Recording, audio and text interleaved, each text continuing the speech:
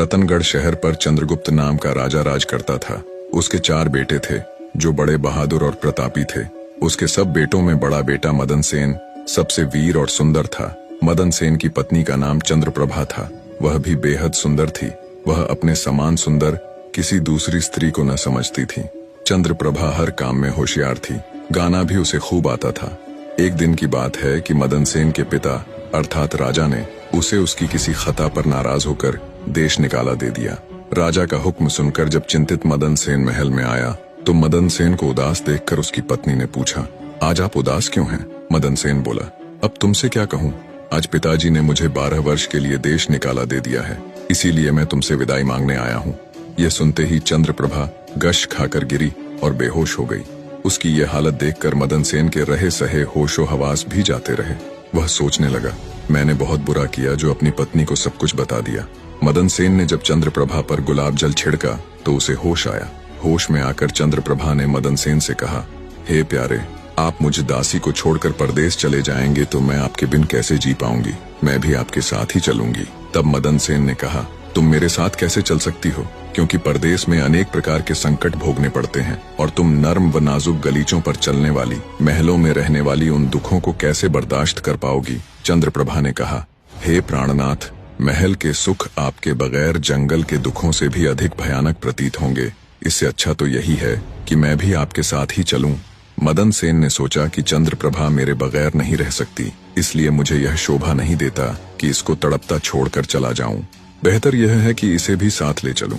इस विचार के मन में आते ही मदन सेन ने अपनी पत्नी से कहा, अच्छा, तुम उदास मत हो, मैं तुम्हें अपने साथ ही ले चलूंगा। मदन सेन की बात सुनकर चंद्रप्रभा बड़ी प्रसन्न हुई और अपने पति के साथ जाने की तैयारियों में जुट गई। अगली सुबह चंद्रप्रभा और मदन सेन शहर से निकलकर एक जंगल में पहुंच गए। जब चलते चलते थक गए तो एक उचित जगह देखकर वे एक बरगद के वृक्ष के नीचे विश्राम करने लगे। वे बहुत अधिक थके हुए थे, अतः ठंडी हवा के झोंकों ने उन्हें नींद की वादी में पहुंचा दिया। मगर कुछ देर बाद ही एक सांप ने रानी को डस लिया। सांप के डसते ही रानी तड़पने लगी। मदन सेन की आंख खुली तो रानी को तड़पते देखा। सांप को जाते देखकर मदन सेन बेचैन हो गया। कुछ देर बाद रानी विष के प्रभाव से मर गई। मृत रानी को देखकर मदन सेन ऊंचे स्वर में विलाप करने लगा। उसका रोना धोना सुनकर जंगल के जीव जंतु गुर्राने लगे। मैं जीकर क्या करूंगा, इसी जंगल में प्राण त्याग दूंगा। ये मन में विचार कर वह रानी की लाश के पास से उठा और जंगल से लकड़ियां बीनकर इकट्ठी करने लगा। वह लकड़ियां इकट्ठी करता जाता और रो रो कर कहता जाता था, रानी की चिता में मैं भी जल जाऊंगा। संयोगवश शिव पार्वती जी पृथ्वी लोक का भ्रमण करते हुए उसी जंगल में आ पहुंचे। पार्वती ने जब मदन सेन के रोने की आवाज सुनी तो उन्हें बड़ी दया आई। उन्होंने शिव से कहा, हे प्रभु, कोई मानव हृदय विदारक स्वर में रो रहा है। उसके रोने से मेरा हृदय कांप रहा है। आप मुझ पर दया करके उसका दुख दूर कीजिए। पार्वती की बात सुनकर शिव ने कहा, हे प्रिय, मैं तुमको इसीलिए तो अपने साथ नहीं ला रहा था क्योंकि संसार में हर प्रकार के दुखी मनुष्य हैं। हम किस किस का दुख दूर करेंगे? तब पार्वती ने कहा, हे स्वामी, कुछ भी हो, इसका दुख तो आपको अवश्य ही दूर करना पड़ेगा। पार्वती की बात सुनकर भगवान शिव माता पार्वती को अपने साथ लेकर वहां आए जहां मदन सेन करुण विलाप कर रहा था। शिव ने मदन सेन से पूछा, तू क्यों रोता है? तुझको क्या दुख है? मदन सेन ने कहा, मैं आपको अपने दुख का हाल कैसे सुनाऊं? मुझे इतना दुख है कि यदि धरती फट जाए तो मैं उसमें समा जाऊं। मदन सेन की बात सुनकर भगवान शिव को दया आ गई और उन्होंने उससे कहा, तू हमसे बता कि तुझे क्या दुख है? तब मदन सेन ने कहा, महाराज, मैं रतनगढ़ के राजा चंद्रगुप्त का बेटा हूँ। मेरे पिता ने मुझको देश निकाला दे दिया, इसलिए मैं और मेरी पत्नी इस जंगल में आ गए। यहाँ आकर मेरी पत्नी सर्प के डसने से मर गई। अब उसका विरह मुझसे सहन नहीं हो रहा है, इसलिए मैं लकड़ियां एकत्र कर रहा हूँ ताकि अपनी प्यारी पत्नी के साथ ही जल मरूं। मदन सेन की ऐसी दुख भरी बात सुनकर शिव बोले, ऐ राजकुमार, संसार में आवागमन लगा ही रहता है। एक न एक दिन सबको शरीर छोड़कर जाना होता है। न कोई किसी के साथ आया है और न कोई किसी के साथ जाएगा। यदि तू जीवित रहेगा तो तुझे अनेक रानियां मिल जाएंगी, इसलिए तू मेरा कहा मान और देह त्यागने का विचार छोड़ दे। शिव के इन वचनों को सुनकर मदन सेन बोला, महाराज, आपने जो कुछ कहा वह सत्य है, किंतु ऐसी पतिव्रता पत्नी तो मुझे किसी भी जन्म में नहीं मिलेगी और न इसका वियोग मुझसे सहन होगा, इसलिए मैं इसके साथ ही मरूंगा। मदन सेन के हठ को देखकर महादेव जी बोले, राजकुमार, तेरी पत्नी की आयु 20 वर्ष थी जो इसने भोग ली। अब तो बस एक ही उपाय है, यदि तू अपनी आयु का कुछ भाग अपनी रानी को दे दे तो तुम दोनों की आयु बराबर हो जाएगी। यदि यह बात तुम्हें स्वीकार है तो रानी अभी जीवित हो जाएगी। शिव जी की बात सुनकर मदन सेन ने कहा, मुझे सहर्ष स्वीकार है महाराज। अब शिव ने मदन सेन के हाथ में पानी देकर उससे आधी आयु देने का संकल्प कराया और रानी के हाथ पैरों पर पानी डालने से पूर्व मदन सेन से कहा कि जब तुझे आवश्यकता हो तो यह संकल्प वापस भी ले सकता है। ज्यों ही संकल्प वापस लेगा त्यों ही यह रानी मर जाएगी। परंतु सावधान, रानी से यह बात मत कहना, किसी समय यह बात तेरे काम आएगी। ऐसा कहकर रानी पर जल छिड़ककर शिव पार्वती वहां से चले गए। उसी समय रानी उठकर बैठ गई और बोली, प्रिय, आज तो मैं बहुत सोई, आपने मुझे जगाया क्यों नहीं? मदन सेन ने कहा, तुम थकी मांदी थी, इसी कारण मैंने तुम्हें नहीं जगाया। अब वे दोनों आगे चल दिए। कितने ही दिनों बाद उन्हें एक बहुत सुंदर स्थान दिखाई दिया। वहां एक फकीर की कुटिया थी। जब वे दोनों वहां पहुंचे तो उन्होंने देखा कि एक सुंदर नौजवान फकीर बैठा हुक्का पी रहा है। वे दोनों थके हारे तो थे ही, अतः फकीर के पास बैठ गए। उसी समय राजकुमार ने रानी से कहा, रानी, मुझे प्यास लगी है, तुम कहो तो मैं जाकर कुएं से पानी पी आऊं, और अगर तुम्हें भी प्यास लगी हो तो तुम्हारे लिए भी लेता आऊंगा। यह सुनकर रानी ने कहा, मैं तो प्यासी नहीं हूँ, आप जाकर पी आइए। मदन सेन डोल व रस्सी लेकर कुएं से पानी पीने चला गया। उधर मदन सेन पानी पीने गया, इधर चंद्रप्रभा और फकीर की निगाहें चार हो गईं। वह फकीर से बोली, फकीर साहब, आप तो यहाँ बड़े ऐश में रहते हैं।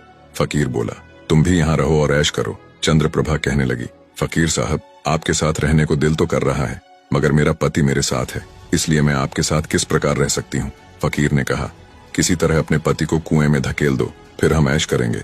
फकीर की बात सुनकर चंद्रप्रभा ने कहा, अच्छा, मैं ऐसा ही करूंगी। तभी मदन सेन पानी पीकर रानी के पास आया तो रानी कहने लगी, मैं भी प्यासी हूँ, मुझे भी पानी पिला लाओ। तब मदन सेन ने कहा, मैंने तुमसे पहले ही पूछा था, तब तुमने मना कर दिया था। खैर, अगर तुमको प्यास लगी है तो मैं अभी पानी लेकर आता हूँ। जब मदन सेन पानी लाने चलने लगा तो रानी कहने लगी, मैं भी तुम्हारे साथ चलती हूँ। फिर वह भी उसके साथ चल पड़ी। बेचारा मदन सेन तो उसके प्रेम में पागल हुआ पड़ा था। उसे नहीं मालूम था कि यह मेरे प्राण लेने चल रही है। जब मदन सेन कुएं पर जाकर डोल भरने लगा तो रानी ने पीछे से उसे धक्का देकर कुएं में गिरा दिया और खुद उस फकीर के पास आ गई। वह फकीर रानी को लेकर वहां से चलता बना और दोनों एक बड़े शहर में जाकर आनंद से रहने लगे। उस फकीर ने चंद्रप्रभा को थोड़े ही दिनों में ऐसा नाचना गाना सिखाया कि उसके समान नाचने वाली कोई नृत्यांगना उस शहर में दूसरी न थी। वह सारे नगर में प्रसिद्ध हो गई। इस प्रकार रानी के नाचने गाने के कारण वह फकीर लाखों रुपये का मालिक हो गया। रानी उस फकीर के साथ बड़े ऐश से रहने लगी। जिस समय रानी ने मदन सेन को कुएं में धकेला था, दैव योग से एक जंजीर जो कुएं में लटकी हुई थी उसके हाथ में आ गई। मदन सेन उसको पकड़कर कुएं में लटक गया और ईश्वर को याद करके सोचने लगा कि मैंने रानी को जीवन दान दिया और रानी ने मेरे साथ यह विश्वासघात किया। क्या यही मेरे प्यार की सजा है? उसी दिन बंजारों का एक काफिला उस स्थान पर आकर ठहरा। एक बंजारा बाल्टी और रस्सी लेकर कुएं पर पानी भरने आया। जब उसने बाल्टी कुएं में डाली तो मदन सेन ने बाल्टी को पकड़ लिया। तब उस बंजारे ने पूछा, कुएं में कौन है? मदन सेन ने कहा, भाई, मैं आफत का मारा एक इंसान हूँ, ईश्वर के लिए मुझको बाहर निकाल कर मेरी जान बचाओ। बंजारे को दया आ गई और उसने मदन सेन को कुएं से निकाल लिया और पूछा, हे भाई, तुम कौन हो? इस कुएं में कैसे गिरे?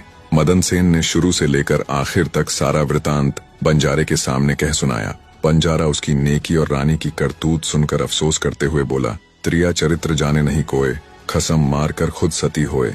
यह कहकर बंजारे ने मदन सेन को सीने से लगा लिया और बोला, तुम किसी प्रकार की कोई चिंता न करो, भगवान बड़ा कारसाज है, वह सब भला करेगा। अगर चाहो तो तुम हमारे लश्कर में हमारे साथ रह सकते हो। मदन सेन ने उसके साथ रहना स्वीकार कर लिया। संयोगवश बंजारों का वह लश्कर कुछ दिनों के बाद उसी शहर में आया जिसमें रानी चंद्रप्रभा फकीर के साथ रह रही थी। उस शहर को देखकर मदन सेन ने बंजारे से कहा, भाई, मेरी इच्छा कुछ दिन इस शहर में रहने की है। यदि आपकी आज्ञा हो तो कुछ दिन मैं इस शहर में बिता लूं।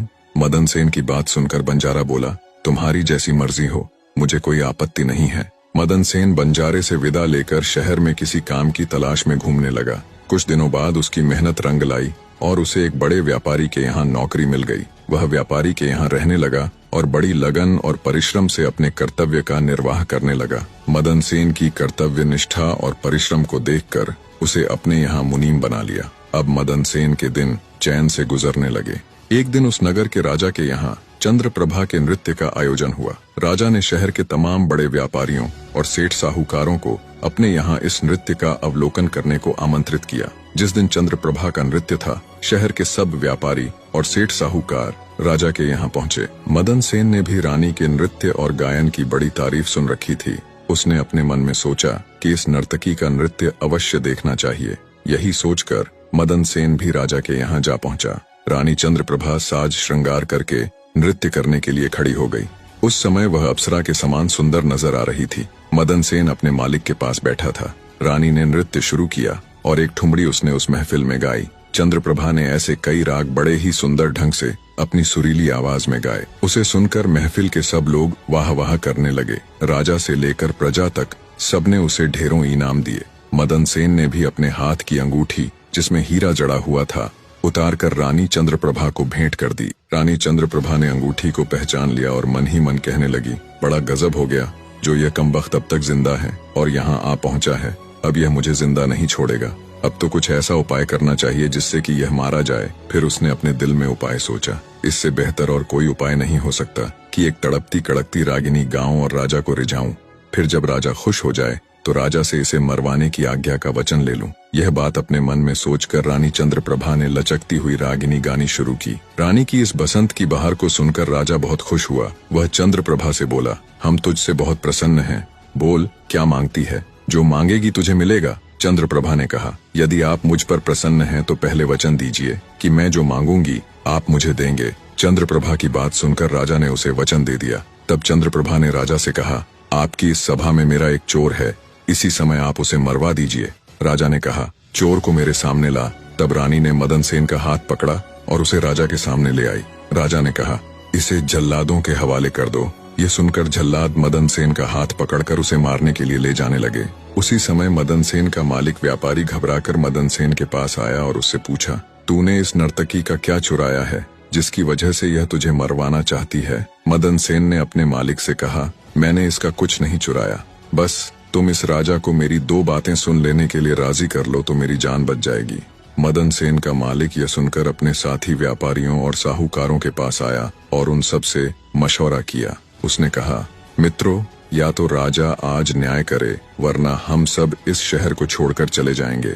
यह सलाह मशवरा करके सारे व्यापारी राजा के पास आए और कहने लगे, राजा साहब, हमारा मुनीम निर्दोष ही मारा जा रहा है। वो कहता है कि राजा ने मुझे मारने की जो आज्ञा दी है सो मुझे भी राजा की आज्ञा से मरना स्वीकार है, लेकिन मेरी दो बातें सुन ली जाएं। राजा ने व्यापारियों की बात सुनकर कहा, ठीक है, मुनीम को लेकर आओ। मदन सेन को लाया गया। राजा बोला, तुम जो कुछ भी कहना चाहते हो वह मेरे सामने कहो। मदन सेन ने कहा, मैंने क्या दोष किया है जिसके कारण आपने मुझे मृत्युदंड दिया है? राजा ने कहा, तू इस नर्तकी का चोर है। ये सुनकर मदन सेन ने कहा, मैं इस नर्तकी का चोर नहीं हूँ, मैं तो इसका पति हूँ। यह मुझे कुएं में धकेल कर एक फकीर के साथ चली आई है। तब चंद्रप्रभा ने कहा, महाराज, मैं इस चोर झूठे को क्या जानूं कि यह कौन है? फिर मदन सेन बोला, राजा साहब, अगर यह मेरी पत्नी नहीं है तो जो कुछ चीज मैंने इसे रास्ते में दी थी यह मेरी वो अमानत मुझे लौटा दे। तब रानी ने कहा, मुझे स्वीकार है। मदन सेन ने कहा, अच्छा, अपने हाथ में पानी ले, मेरा तेरा न्याय इसी सभा में होगा। पानी लेकर कह कि जो वस्तु इसने रास्ते में मुझे दी थी वह मैं आज इसे वापस करती हूँ। तब रानी ने अपने हाथ में पानी लेकर कहा, जो वस्तु इसने मुझे रास्ते में दी थी वह मैं आज इसे वापस करती हूँ। यह कहकर रानी ने जैसे ही अपने हाथ से संकल्प का पानी छोड़ा वैसे ही रानी के प्राण पखेरु उड़ गए। ये देखकर सब लोग आश्चर्यचकित रह गए। राजा ने घबराकर मदन सेन से कहा, यह क्या हुआ? इसके पीछे क्या राज है? पूरी बात बताओ। तब मदन सेन ने अपने बारे में राजा को बताना प्रारंभ किया और अपने पिता द्वारा देश निकाला दिए जाने से लेकर अब तक का सारा हाल सबके सामने कह सुनाया। सारी बातें सुनकर राजा ने मदन सेन को अपने सीने से लगा लिया। मदन सेन की सच्चाई और धर्म प्रायणता ने राजा का दिल जीत लिया। उसने खुश हो अपनी इकलौती पुत्री का विवाह मदन सेन के साथ कर दिया और उस फकीर को फांसी लगाने का हुक्म दिया। निष्कर्ष, इस प्रेरणादायक कहानी से हम मदन सेन और रानी चंद्रप्रभा की जीवन यात्रा के माध्यम से सत्य, धर्म और कर्म की महिमा को समझेंगे। मदन सेन, जो एक धर्मपरायण व्यक्ति है, अपनी सच्चाई और ईमानदारी के बल पर जीवन की चुनौतियों का सामना करता है। दूसरी ओर चंद्रप्रभा अपने झूठ और धोखाधड़ी के कारण अपनी विनाशकारी नियति को प्राप्त करती है। यह कथा हमें यह सिखाती है कि झूठ और अधर्म से कभी स्थायी सफलता नहीं मिलती। सत्य की राह पर चलने वाले को भले ही कठिनाइयां आएं, परंतु अंततः